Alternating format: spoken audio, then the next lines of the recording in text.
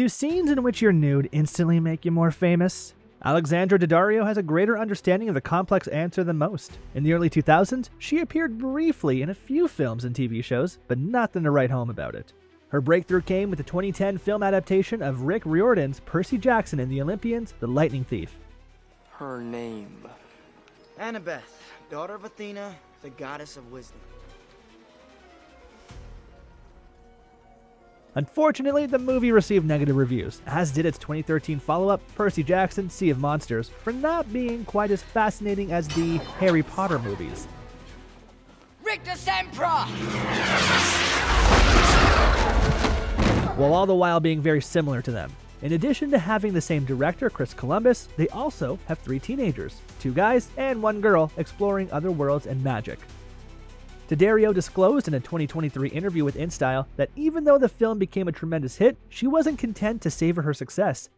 I got really lucky to do this role, I think, because there aren't a lot of roles written for women that are this strong and interesting. I feel like a lot of women's roles are, you know, the girlfriend or a side note or the hot girl, you know, and it was really fun and sort of empowering to play a really strong, you know, a strong character.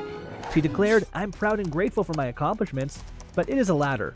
Daddario's resume soon began to deviate from the teenage fantasy in which she began, taking part in horror movies such as Texas Chainsaw and Malevolence 2, Bereavement. She even drove 4 hours overnight from Las Vegas to Los Angeles to audition for a guest appearance on FX's It's Always Sunny in Philadelphia because she was a big fan of the show. In 2013, Daddario was cast in HBO's new anthology series, True Detective. The season's cast featured established actors such as Matthew McConaughey, Woody Harrelson, and Michelle Monaghan. Daddario had already been working with many A-list celebrities, but she faced some pressure when she joined the HBO series. She told Esquire, "I always have trepidation before starting something I want to do well. You aspire to excel and leave a lasting impression." However, she managed her expectations. During the first season of filming, Daddario was unsure if the show was even going to be well received, let alone go down in TV history as one of the best in television history. She treated the role like any other employment, and she did not develop close relationships with the cast due to her limited on-set presence and due to her limited role. I can't meet a nice man at home. Thankfully, this did not affect the whole experience, as she revealed to Esquire. Eating dinner with someone you've always admired is a memorable experience. Nudity? Not a major concern. Daddario's character is key to the downfall of Woody Harrelson's character in True Detective, but many viewers remember her performance much less sophisticated reason. In episode 2, Marty Hart, played by Harrelson, visits Lisa's residence and has sex with her, which was shocking due to the audience's perception of Hart as a family man with rigid values. In this clip, Daddario undresses herself seductively for a handcuffed Hart. You want it?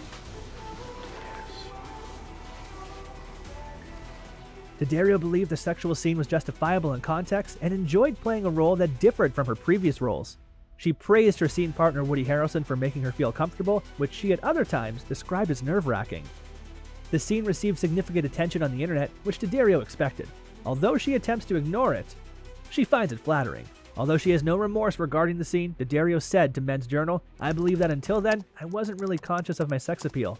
I attempt to disregard some of the more unfavorable parts of the attention it brings." The first season of True Detective, despite its critical success, was condemned for its depiction of women. One piece in The New Yorker mentioned Alexandra Daddario's persona as an example. The show was criticized for its gratuitous nudity, and the showrunners were accused of showcasing underwritten female characters who emphasized their physical appearance rather than their personalities. In an interview with the Daily Beast, Daddario denied the claims of True Detective being sexist, saying, "The plot revolved around 2 flawed men and their female counterparts, particularly my own. The characters, including Lily Simmons, were used to advance their plots." She shared that she and another woman on the show noticed their appearances sparked Hollywood attention and increased their power in the entertainment industry. Daddario explained this impact in an interview with Collider.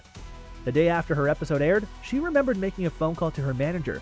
She said, "I was sitting on my boyfriend's couch when she called me in the morning following the episode. She said the phone won't stop ringing. Suddenly, everyone in town wanted to meet with me." She praised her work on True Detective for its significant impact. She gained more options in Hollywood and began auditioning for adult-oriented flicks. Weeks after her controversial performance on True Detective, she was cast as one of the leads in the 2015 action movie San Andreas, starring Dwayne "The Rock" Johnson. Although she didn't feel close to the True Detective cast from Season 1, she talked favorably of her experience with The Rock, who shared her feelings as well. The two collaborated over more soon after their initial cooperation. The pair's second collaboration was Baywatch, a 2017 motion picture adaptation of the classic TV shows. Welcome to Baywatch. Summer Quinn, played by Daddario in the movie, was initially portrayed by Nicole Eggert in the television program.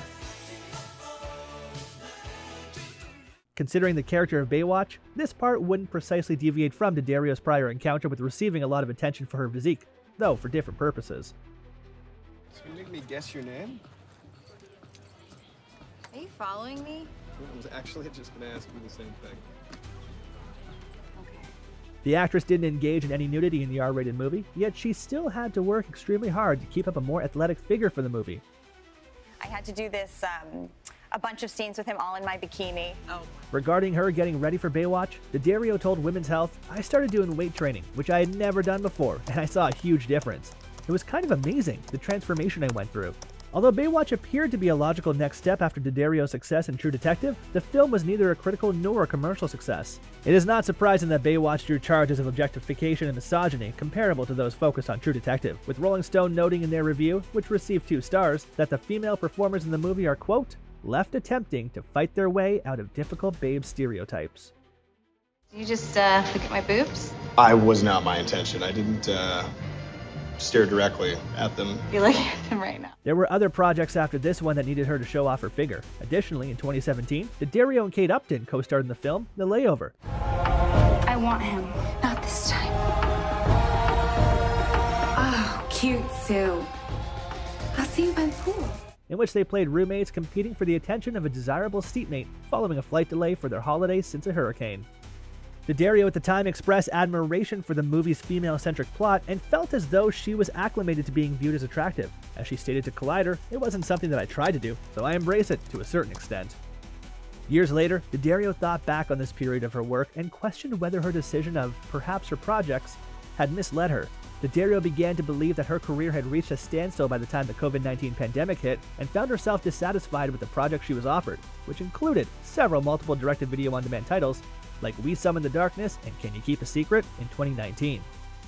After all, she didn't really get the interest of critics for movies until 2020, when she is a star in the film Lost Girls and Love Hotels as Margaret, an American woman Tokyo-based educator who develops romantic feelings for a Yakuza member. Your individual life vest is located in a pouch beneath your seat.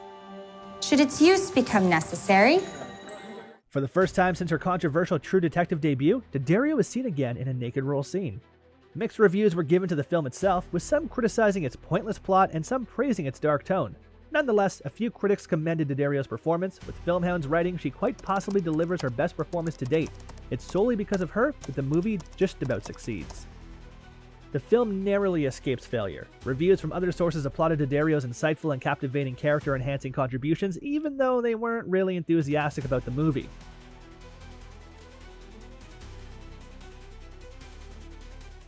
No.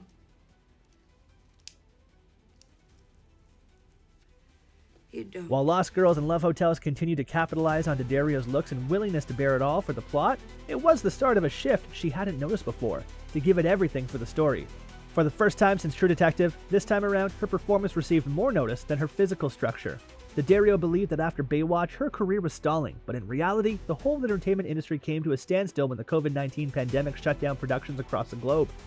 During COVID, Daddario used this chance, like a lot of other celebrities, to interact with her fan base. She started uploading vlogs to YouTube with her housemates, herself, and their different actions related to quarantine. Based on some of these recordings, there was still media interest in Daddario's body.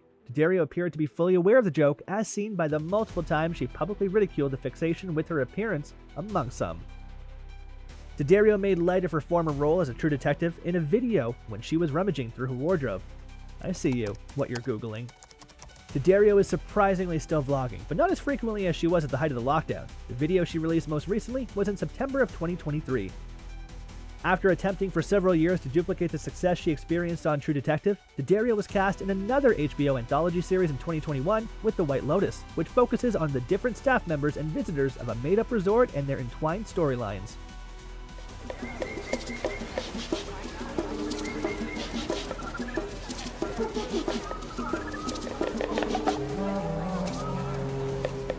Daddario portrays Rachel in Season 1, a newlywed on her vacation who begins to question if it was a wise decision to wed the inexplicable jerk that is Jake Lacey. Maybe I should call my mother? Do you want to call your mother? What do you think she'll say? I think she's going to say we're in the wrong room. Many Emmy nominations were received for the first season, which debuted to great reviews. Daddario netting one for Best Limited Series Supporting Actress or Anthology, a battle she lost to Jennifer Coolidge, her co-star.